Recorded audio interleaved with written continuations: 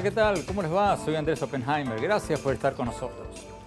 Hoy vamos a tener al escritor latinoamericano vivo que más me gusta. Lo digo así, sin vueltas. Es el escritor latinoamericano vivo que más me gusta. No solo porque escribe como los dioses, sino porque es uno de los más valientes. Siempre dice lo que piensa, aunque muchas veces va contra la corriente y dice cosas que pueden caerle mal a muchos de sus potenciales lectores. Estoy hablando, muchos de ustedes ya lo habrán adivinado, del Premio Nobel de Literatura Mario Vargas Llosa. Está de gira presentando un nuevo libro titulado La llamada de la tribu. Es un libro donde cuenta cómo se produjo su desencanto con el marxismo y su conversión, por decirlo de alguna manera, al liberalismo. Y en el libro explica qué es esa cosa llamada el liberalismo, pasando revista a las ideas de algunos de sus máximos cultores, como Adam Smith, Karl Popper, Friedrich von Hayek y José Ortega y Gasset. Mario Vargas Llosa, muchas gracias por estar con nosotros. Hola Andrés, ¿cómo estás? Mucho gusto estar contigo. Sí, sí. Un verdadero honor. Mario, empecemos hablando de lo último, de lo que está pasando.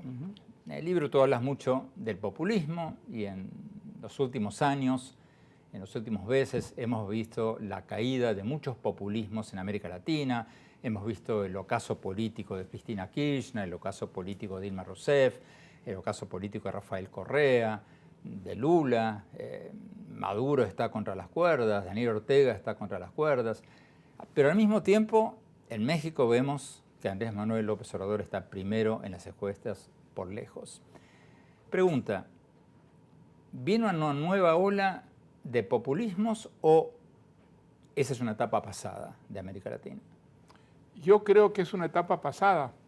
Yo creo que México representa una excepción a la regla y me pregunto si López Obrador, en caso de ganar las elecciones, todavía no es seguro. Nada es seguro en el mundo en el que vivimos, como sabes, sobre todo en el campo político. López Obrador va a ser el demagogo, el populista que tememos, o si habrá suficientes fuerzas que lo controlen, que lo moderen y que le permitan hacer un gobierno más responsable del que hizo, por ejemplo, cuando fue alcalde de la Ciudad de México. Tú dices de que el populismo es cosa del pasado, pero en América Latina los ciclos suelen ser uniformes, ¿no? En la década del 70 teníamos dictaduras militares, en la década de los 80 gobiernos socialdemócratas, en los 90 gobiernos neoliberales, en los 2000 gobiernos del socialismo del siglo XXI. ¿Qué viene ahora? Pues yo creo que ahora, digamos, hay síntomas que son muy alentadores. Argentina, Chile, Colombia, acabo de estar unos días en Colombia. Si gana las elecciones Duque, como espero, su ventaja sobre Petro es muy considerable. Yo creo que Colombia va a ser un país que va a sorprender muchísimo. Lo que ocurre en Venezuela pues muestra un país en estado verdaderamente agónico. Para nadie que esté en su sano juicio puede ser Venezuela un modelo para acabar con la pobreza, con el tercermundismo, con el subdesarrollo. Fíjate lo que ocurre en Nicaragua. Hasta ahora teníamos la impresión tristísima de que ese régimen era inamovible por las intrigas de la pareja presidencial, y no, sin embargo, pues Nicaragua se ha puesto en marcha, se ha enfrentado a la pareja temible, y creo que en Nicaragua ha comenzado el principio del fin para el imperio de los Ortega, ¿no? Más adelante te quiero preguntar más en detalle sobre algunos de los países que has mencionado, pero sigamos un poquito con México, que es el gran interrogante de todos. Sí, sí. ¿Cómo te imaginas a López Obrador si gana? ¿Sería un Maduro, una Cristina Kirchner, un Ollanta Humala? Yo creo que en un primer momento no. En un primer momento él va a ser prudente, va a tratar de ajustarse a lo que ha venido diciendo en la campaña electoral, que él es un moderado, que él quiere un socialismo espiritual, que nadie sabe lo que es exactamente eso, pero en fin, es lo que él ha anunciado para su presidencia, si es que gana las elecciones. Yo creo que en un primer momento él va a ser prudente, va a ser cauto, y luego cuando comiencen los problemas hay el gran riesgo de que un populismo que lleva adentro, que es una credencial que lo ha perseguido prácticamente en toda su carrera política, es el momento peligroso para México. Pero, en primer lugar, digamos, yo creo que ni siquiera está jugada la elección en México.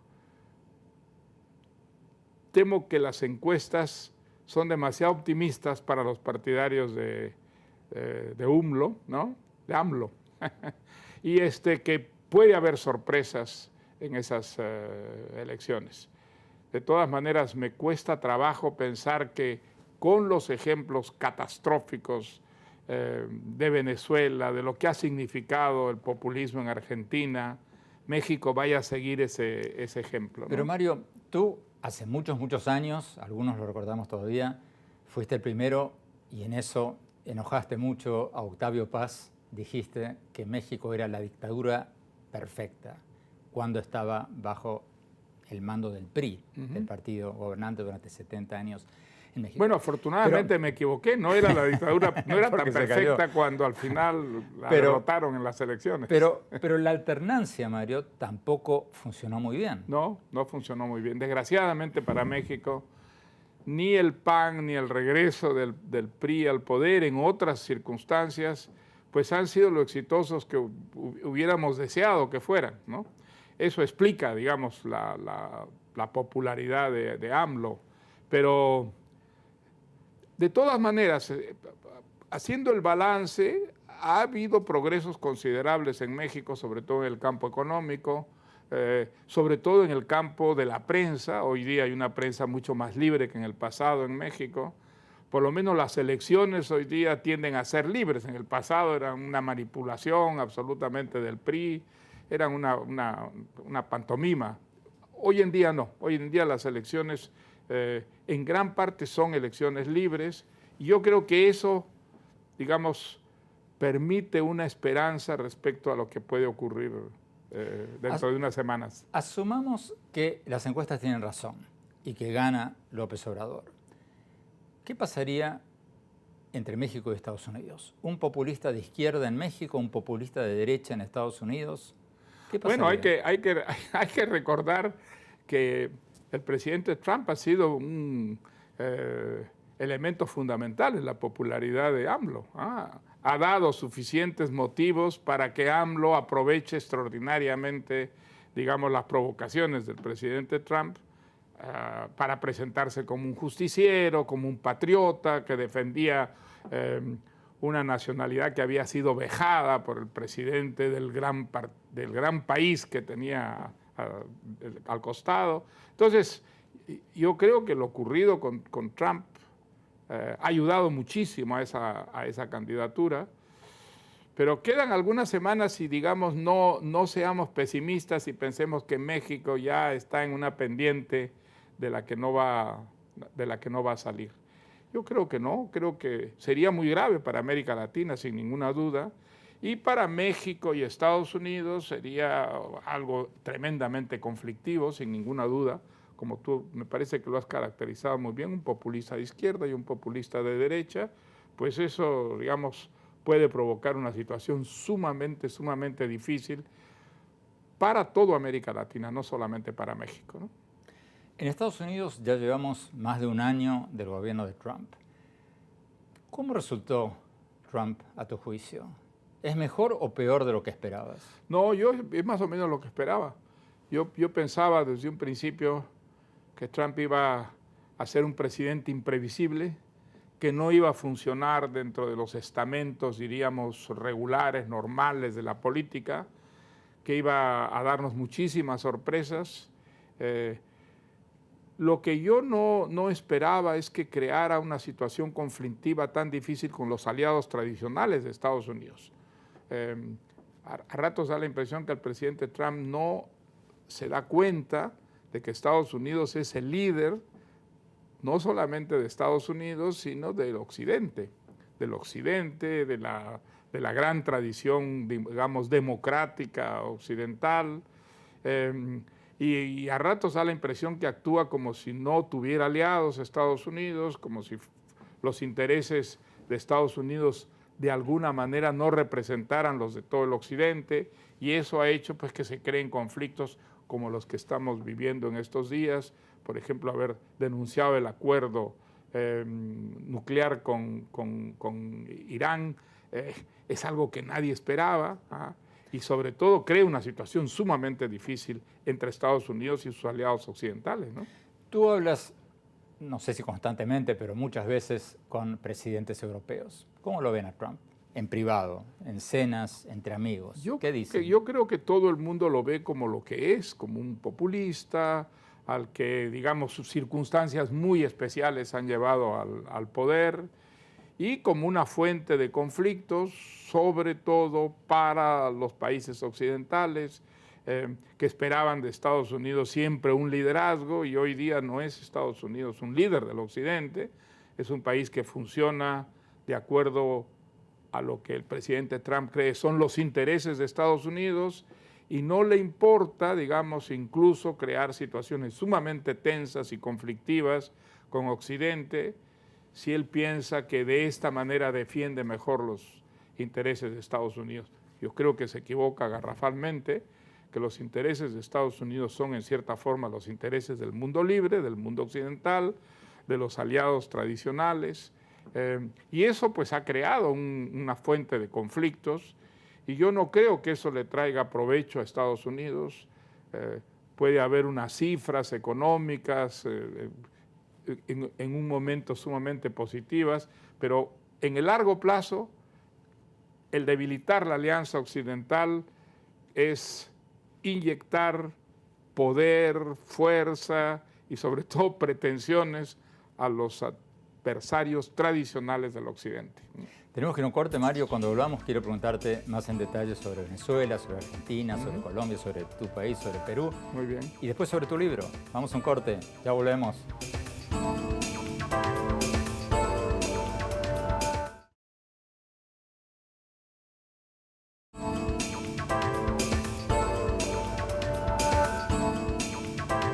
Gracias por seguir con nosotros. Estamos con el Premio Nobel de Literatura Mario Vargas Llosa, que acaba de presentar su nuevo libro, La llamada de la tribu. Un libro donde explica qué es esa palabra tan manoseada que es el liberalismo, y lo hace explicando el pensamiento de algunos de sus máximos cultores como Adam Smith, Karl Popper, Friedrich von Hayek, José Ortega y Gasset.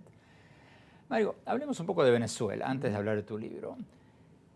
¿Cómo ves el final de esta pesadilla que están viviendo los venezolanos? ¿Ves que esto termina como en Cuba o como en Rumania? ¿Cómo te imaginas que va a terminar esto? Me gustaría que fuera un final pacífico. Creo que los venezolanos han sufrido ya demasiado con el socialismo del siglo XXI, pero todos los indicios son de que la violencia está allí instalada, y que mientras dure el régimen de Maduro, que ojalá no dure mucho, la violencia va a continuar y probablemente empeorar. Creo que Venezuela ha llegado a una situación verdaderamente límite, que el sufrimiento es indecible. No solamente se están muriendo de hambre, no tienen seguridad, la más mínima seguridad la han perdido. El país da la impresión de que careciera de legalidad, de toda forma de legalidad y de seguridad. Y bueno, la salida de los venezolanos al extranjero es pues verdaderamente dramática. Yo creo que el régimen no tiene compostura posible, y que la comunidad internacional y fundamentalmente la comunidad de países democráticos debe actuar cada vez con más energía para precipitar la única solución al problema venezolano, que es la caída del régimen, la desaparición de un régimen absolutamente insensato, ¿cómo, Mario? inepto. ¿La caída cómo? Pues yo creo que si hay una presión internacional suficiente, va a ser inevitable que el régimen se desplome. Y yo creo que no hay suficiente, digamos, presión todavía. ¿Tú crees que Estados Unidos tendría que cortar las importaciones de petróleo? Yo creo que se petróleo? tendrían que cortar todo tipo de relación económica con Venezuela para asfixiar a un régimen que está asesinando a un país. La situación de Venezuela es la de un gobierno que está destruyendo a un país, que no le importa que el país se muera de hambre, que no haya seguridad, que no haya divisas, con tal de sobrevivir. Entonces, un régimen de este tipo es un régimen verdaderamente criminal. ¿Qué dices, y la comunidad Mario, internacional debería actuar. ¿Qué dices de los dos argumentos que hacen quienes se oponen a esto que tú dices, a una mayor presión económica internacional? Que dicen que esto sería contraproducente porque alimentaría la narrativa de la que Cuba vive hace 60 años, de que somos una víctima del imperialismo y toda esa historia, y por el otro lado, afectaría más a la gente que a los jerarcas del régimen. Más a la gente ya no la puede afectar. La situación de Venezuela es absolutamente irresistible para la inmensa mayoría de venezolanos. Salvo el régimen, y ni siquiera todo el régimen, sino la nomenclatura del régimen que roba y que ha tomado todas las precauciones del caso para evitar la catástrofe, la gran mayoría de venezolanos está en una situación indecible, de verdadera desesperación. Entonces, peor no puede ir el régimen, no puede ir la sociedad venezolana, y yo creo que no hay otra solución que el desplome del régimen. Mientras el régimen continúa, Maduro no solamente, digamos, es ineficiente, es una persona totalmente insensible al dolor, al sufrimiento, a la catástrofe que está viviendo por culpa suya en gran parte de su país, y yo creo que no hay otra salida que la caída del régimen. Mario, sí. En las elecciones el gobierno supuestamente está compitiendo, Maduro está supuestamente compitiendo con Henry Falcón, un supuesto candidato de oposición. Bueno, pero eso es una farsa, pues eso es una pantomima, es una payasada en la que nadie va a creer. Falcón está haciéndole el juego al gobierno. Entiendo que hay negociaciones entre ellos para ver si de alguna manera juegan a una especie de división del trabajo, pero nadie en su sano juicio cree que esas elecciones vayan a ser, digamos, genuinas. Todo el mundo sabe que el régimen es inmensamente impopular y que solamente mediante un fraude monumental podría ganar las elecciones. En fin, eso me parece que es perfectamente sabido por todo el mundo, y por eso pues tantos gobiernos democráticos se han apresurado a decir que no van a reconocer, digamos, esas elecciones, y espero que los organismos internacionales hagan lo mismo y que los países democráticos del mundo hagan lo mismo, y esa será una manera de asfixiar cada vez más al gobierno de Maduro y contribuir a su desplome. Yo no creo que haya otra solución para Venezuela. Mario, hablemos un poco de Perú, tu país. ¿Cómo ves al nuevo presidente Martín Vizcarra? Tuvimos hace pocas semanas con él, lo entrevistamos en el programa. ¿Cómo lo ves? Pues sus credenciales son bastante buenas. Es un hombre que como gobernador de Moquegua, una provincia del sur del Perú, lo hizo aparentemente muy bien. Sobre todo hizo una gran limpieza ética de lo que ocurría en la provincia. Y es un provinciano, ¿no? Por primera vez el Perú tiene un presidente provinciano y un primer ministro que también es un provinciano, que también destacó como gobernador de un departamento de San Martín. Entonces, es una novedad, y a pesar de la historia rocambolesca y tragicómica que ha vivido el Perú, por lo menos se ha actuado dentro de la legalidad. Ha llegado el presidente, digamos, era vicepresidente a la presidencia, dentro de una legalidad que mal sobrevive en el Perú, pese a todo lo que ha pasado. ¿Tú crees que el bloque fujimorista, que es la mayoría en el Congreso, lo va a dejar gobernar a Vizcarra? Bueno, por el momento, claro, como la impopularidad del fujimorismo es muy grande según las encuestas, yo creo que esa mayoría es muy prudente por el momento y va a dejar que Vizcarra, digamos, gobierne. Luego comenzarán a hacerle la vida difícil, sobre todo si es popular. Si Vizcarra adquiere cierta popularidad, entonces inmediatamente en el Congreso los fujimoristas se van a olvidar de sus luchas intestinas y probablemente van a hacerle la vida difícil, ¿no?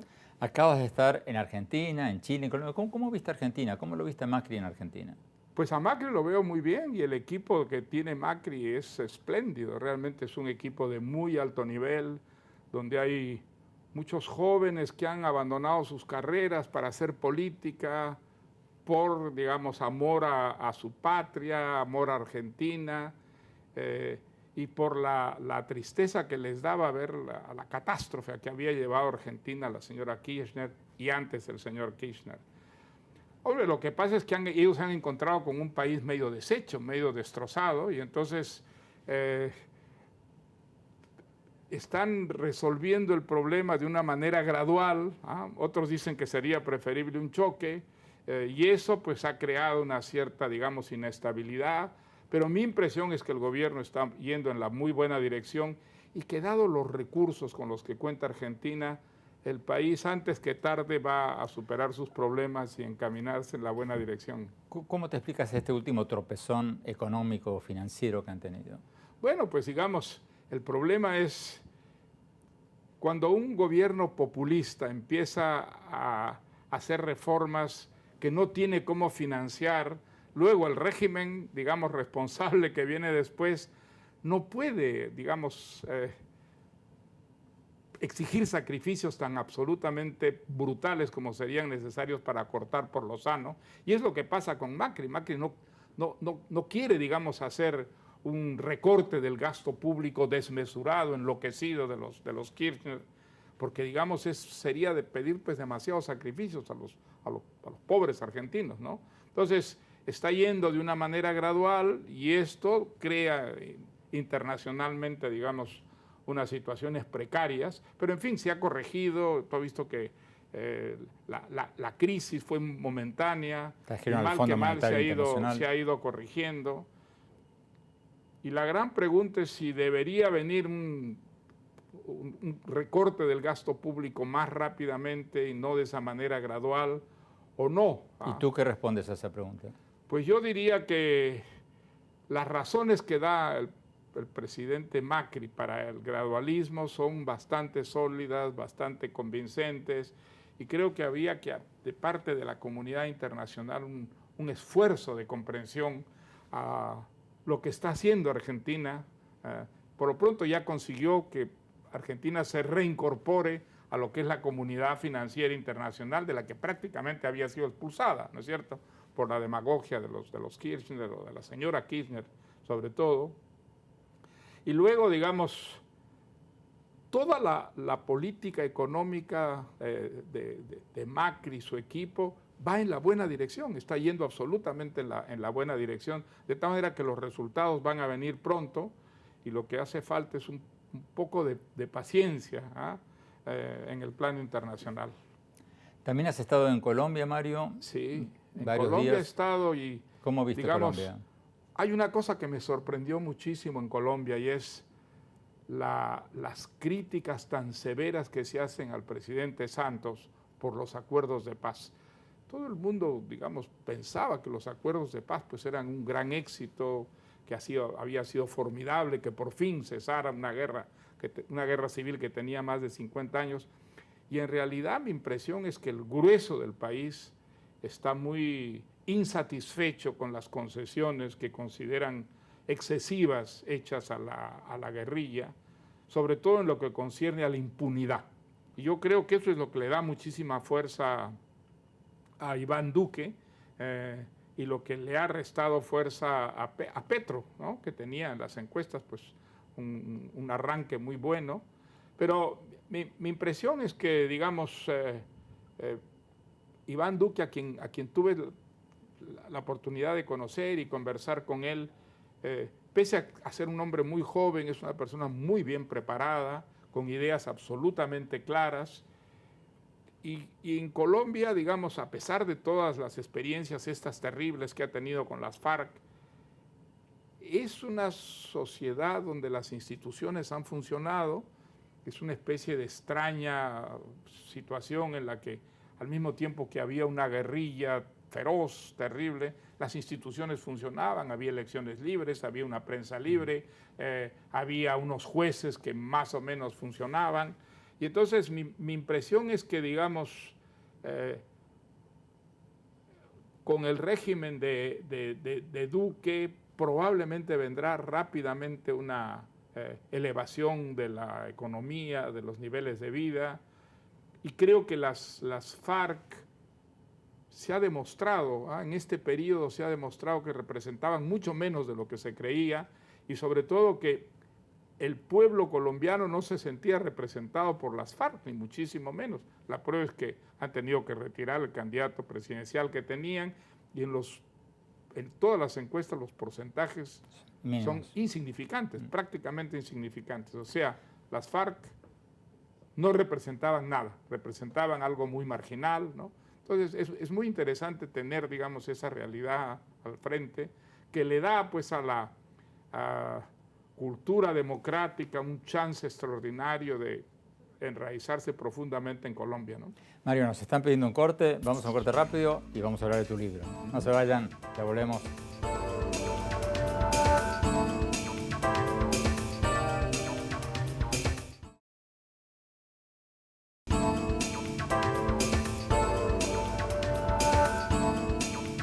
Gracias por seguir con nosotros. Estamos con el Premio Nobel de Literatura Mario Vargas Llosa, que acaba de presentar su nuevo libro, La llamada de la tribu. Mario, en tu libro, que como decíamos antes, es una recopilación, un reflejo del pensamiento de los grandes pensadores liberales, tú hablas, cuando hablas de Hayek, tú hablas de que la izquierda muchas veces etiqueta a los liberales como gente de derecha. ¿Qué respondes tú a eso? Pues que no es verdad. Digamos, los liberales han representado siempre una voluntad de reforma, de transformación, y yo creo que han sido dentro, digamos, de la democracia, el elemento más dinámico, más transformador.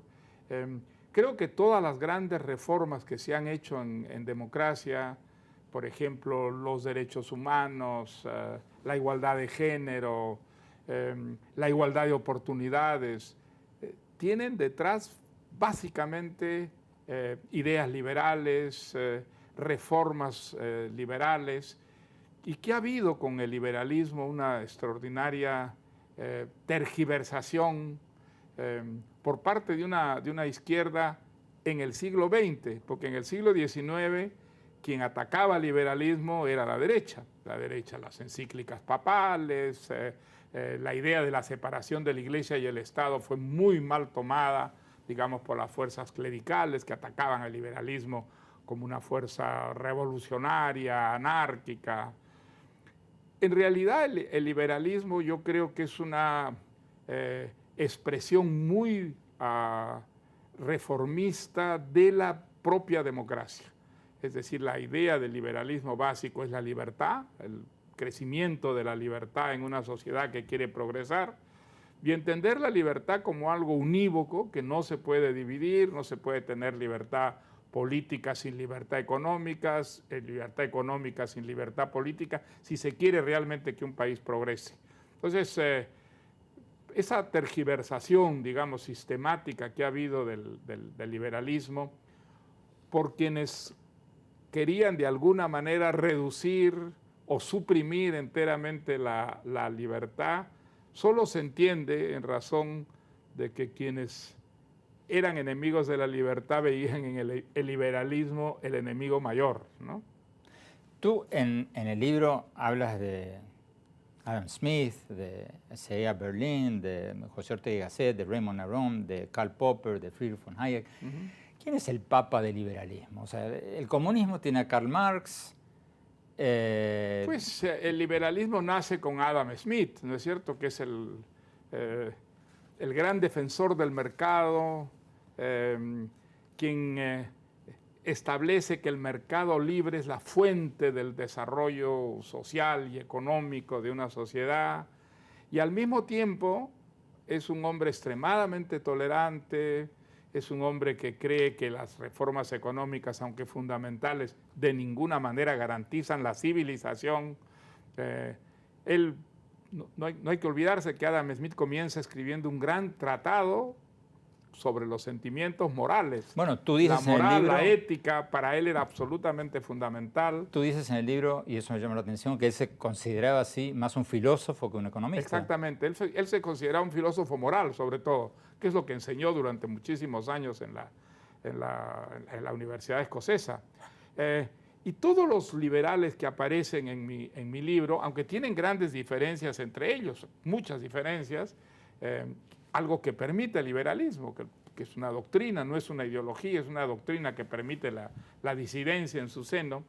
Todos creen que no es lo económico lo fundamental en una sociedad que quiere progresar, sino son las ideas, es la libertad y es conseguir, digamos, una vida menos violenta, menos animal, menos tribal, el ideal que debe tratar de alcanzar una democracia. En eso creo que todos coinciden, a pesar de sus diferencias, y creo que es, digamos, el tipo de doctrina que ha civilizado más la sociedad, la que ha reducido más la violencia, que en gran parte viene de la intolerancia, del creerse dueño de verdades absolutas, que por lo tanto pues, son incompatibles con las verdades absolutas de los otros. El liberalismo siempre defendió desde la época de Adam Smith la posibilidad del error en uno mismo y por lo tanto del acierto en el adversario. Eso es lo que permite que una sociedad sea tolerante, que viva en la diversidad, sin, digamos, destruirse, sin las guerras que han sido la gran sombra de la humanidad a lo largo de toda la historia, ¿no? ¿Cuál es la principal diferencia entre un liberal y un conservador? Hombre, eso lo explicó Hayek magníficamente en un ensayo que se llama ¿Por qué no soy conservador? Él decía, los conservadores tienen un ideal que está en el pasado. Se trata de regresar a un pasado esplendoroso, ejemplar. No, los liberales creen que lo ideal está en el futuro, que hay que construir, digamos, esa sociedad ideal, que la sociedad del pasado fue siempre demasiado imperfecta como para imitarla. Y además, el conservador de alguna manera está muy cerca de alguien que tiene un acto de fe en lo que sostiene y en lo que defiende. El liberal hace grandes esfuerzos para apartar toda forma de religiosidad de la vida política. No son actos de fe, son actos racionales, es el funcionamiento de la inteligencia lo que debe normar la vida política y social de una nación si queremos arrancar la violencia y establecer una comunidad en la diversidad, ¿no? Creo que esas son las grandes diferencias con los conservadores, ¿no? Tenemos que ir a un corte, Mario. Cuando hablamos, quiero preguntarte sobre algo que dijiste al principio del programa, de que los populismos están dando marcha atrás. Porque a nivel mundial pareciera que el liberalismo está perdiendo terreno. Ya te voy a preguntar eso. Vamos a un corte, ya volvemos.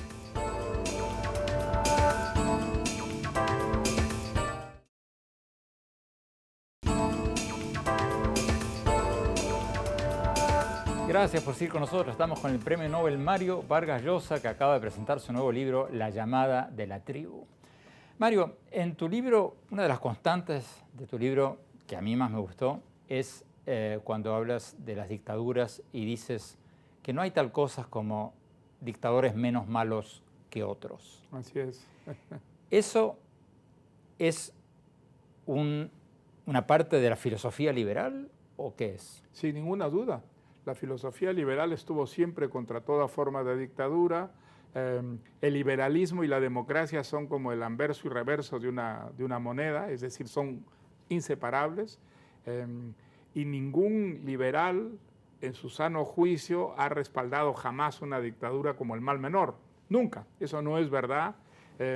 Esa fue una gran tergiversación, pensar que algunas dictaduras militares... Tú hablas de José Ortega y Gasset. Bueno, y José Ortega y Gasset en eso, digamos, su generación es una generación que no dio importancia a la economía, por ejemplo, y en eso se puede hablar de una limitación de Ortega y Gasset. Pero en cambio él fue un ejemplo de tolerancia. Él fue un demócrata cabal. Pero tú mismo dices que coqueteó con el franquismo. No, jamás. Ortega y Gasset jamás coqueteó con el franquismo. ¿O se lo acusó de eso? Él se fue de España en el momento en que la guerra entre la derecha y la izquierda tomó formas muy violentas y entonces se fue al extranjero. Y luego, al final de la Segunda Guerra Mundial, él pensó que la liberación, digamos, del nazismo iba a significar la liberación del franquismo y regresó a España. Allí se descubrió que no era tal la realidad y se vio en una situación sumamente difícil porque por una parte el franquismo lo atacaba y por otra parte había falangistas que querían ganarlo para su causa y convertirlo en el proto-falangista, algo que nunca, digamos, Ortega aceptó ni transigió con semejante cosa.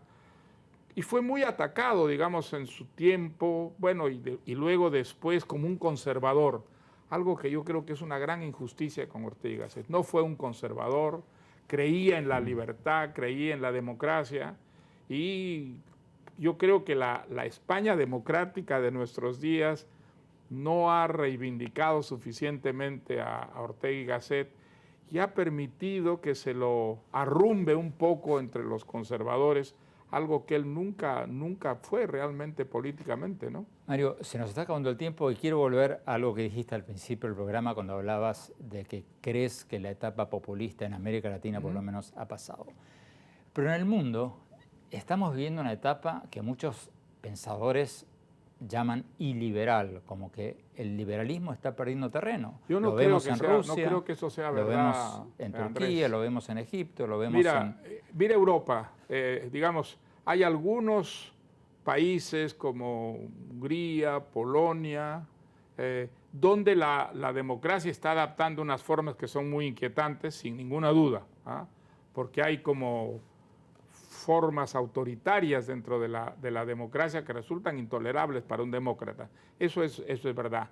Pero fíjate lo que significa la construcción europea. Yo creo que es el proyecto democrático más generoso, más ambicioso de nuestro tiempo. Y ese es un proyecto profundamente liberal. Es un proyecto que tiene que ver con la democracia. Con el Brexit, con los nacionalismos que están surgiendo en Austria, mira, en otros lados. Déjame que te cite a Popper, que es un filósofo que yo admiro mucho. Él en este libro extraordinario que es La sociedad abierta y sus enemigos, él dice que la democracia nace en Grecia y al mismo tiempo que la democracia, ¿qué nace? Su antípoda.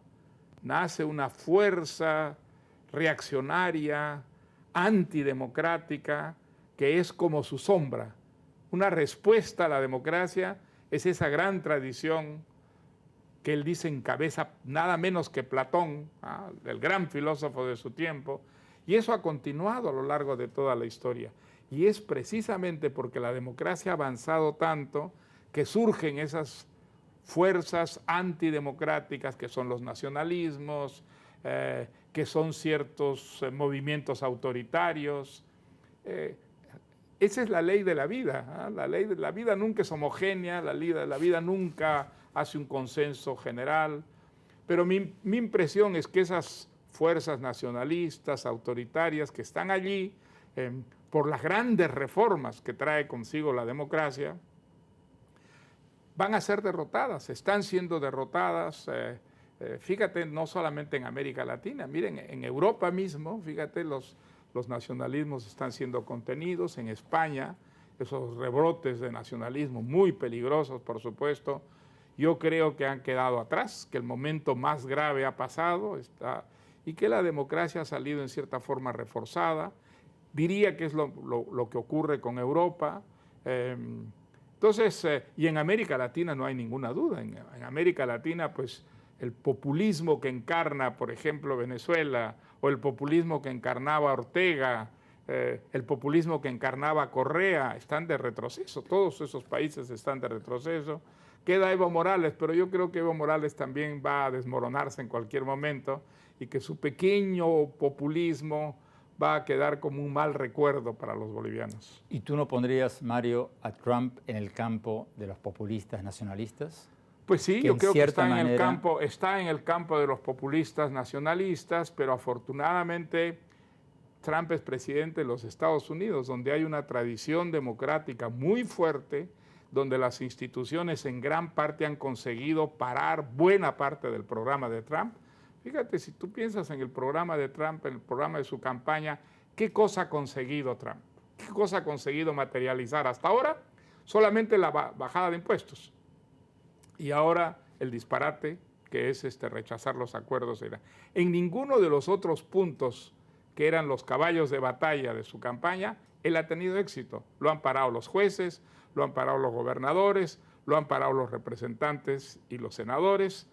porque afortunadamente la sociedad norteamericana es una sociedad democrática y por lo tanto preparada para resistir y frenar el populismo. ¿Y tú crees Aún cuando el populismo entre a la Casa Blanca, ¿no? ¿Y tú crees que en este choque de poderes va a prevalecer la democracia? Sin ninguna duda. Yo creo que Trump va a ser una ave de paso y que, hombre, le costará algún tiempo a la sociedad norteamericana resarcirse de las manifestaciones de populismo de estos años, pero no me queda ninguna duda que al final la democracia, con lo mejor que tiene, va a prevalecer a Trump. Mario Vargas Llosa, muchísimas gracias. Un placer tenerte aquí. Gracias a ti. Vamos a un corte rápido y mis conclusiones.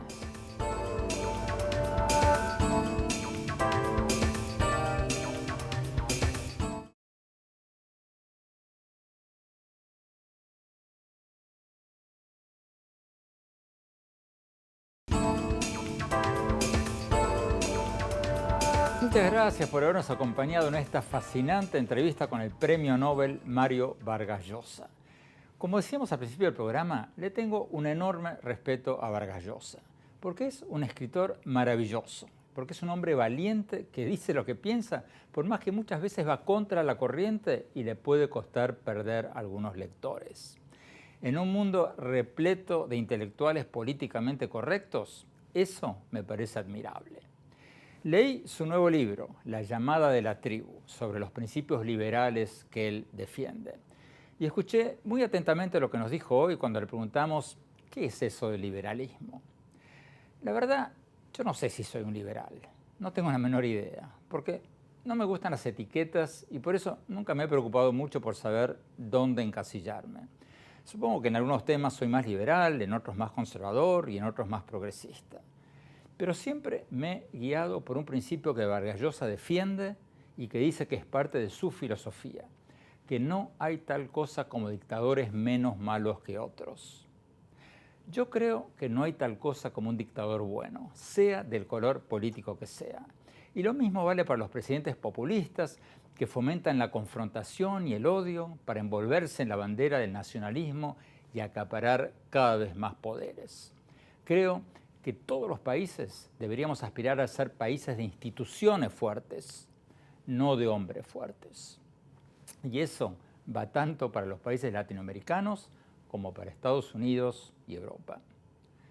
Bueno, ojalá les haya interesado esta charla con Mario Vargas Llosa. Gracias por habernos acompañado y no se olviden de visitar nuestro blog en el sitio web andresopenheimer.com. Si se registran ahí, les vamos a mandar por email todas las semanas mis columnas del Miami Herald y nuestros más recientes programas de televisión. Les recuerdo la dirección, es andresopenheimer.com. Y síganos en nuestro Twitter, @OpenheimerA, y en nuestro Facebook, Andrés Oppenheimer. Gracias, hasta la semana próxima.